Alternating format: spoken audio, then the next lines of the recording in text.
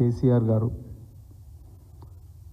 నీళ్లు నిధులు నియామకాలు ఈ నినాదంతో తెలంగాణ ఉద్యమం ప్రారంభించి ప్రాణత్యాగానికి కూడా సిద్ధమై తెలంగాణను పోరాడి తీసుకొచ్చి 10 సంవత్సరాల్లోనే తెలంగాణను బంగారు తెలంగాణగా మార్చిన విషయం దేశ ప్రజలందరూ కూడా తెలుసు.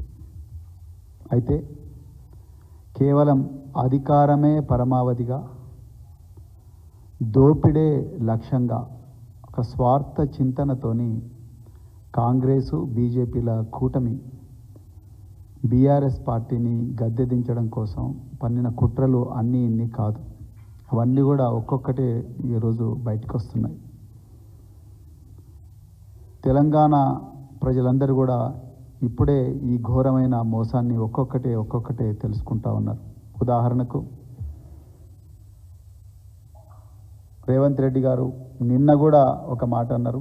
మరి అధికారం రానప్పుడు కూడా ఇదే ప్రతిపక్షంలో ఉన్నప్పుడు కూడా ప్రతిపక్షం నుంచి అధికారం వచ్చిన తర్వాత కూడా తెలంగాణ రాష్ట్రంలో కేసీఆర్ గారి పాలనలో 8,20,000 కోట్ల అప్పు తీసుకొచ్చిందని అన్నారు. కానీ దాన్ని పటాపంచలు చేస్తూ గౌరవ పార్లమెంట్లోనే కేంద్ర ప్రభుత్వం కేవలం 3,50,000 కోట్ల అప్పు మాత్రమే గత ప్రభుత్వం తీసుకున్నదని చాలా స్పష్టంగా చెప్పడం జరిగింది. అంటే వీళ్ళు ఎంత ఘోరమైన అబద్ధం చెప్పినరో అధికారం రావడం కోసం దేశ ప్రజలందరూ కూడా చూసిండ్రు. అదేవిధంగా ఇప్పుడు ప్రగతి భవన్ను ప్రజాభవన్గా పేరు మార్చి అందులో నివాసం అంటున్న ఉప ముఖ్యమంత్రి గారు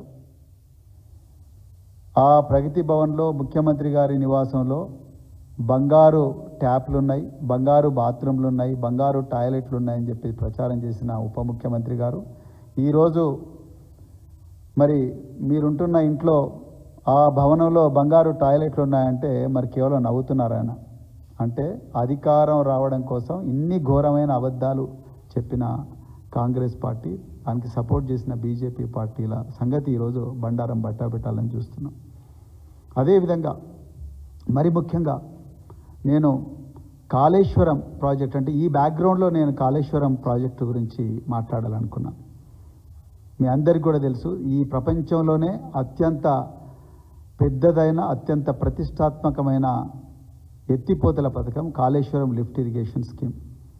కేసీఆర్ గారు రాత్రింబవళ్ళు కష్టపడి ఎన్నో రాత్రులు నిద్ర లేకుండా గడిపి మరి ఈ ప్రాజెక్టును వందలాది మంది ఇంజనీర్లతో మాట్లాడి ఎన్నోసార్లు సర్వేలు చేయించి తాను కూడా తిరిగి మరి ఈ ప్రాజెక్టుకు రూపకల్పన చేసి ఈ ప్రాజెక్టును మరి రూపొందించడం జరిగింది.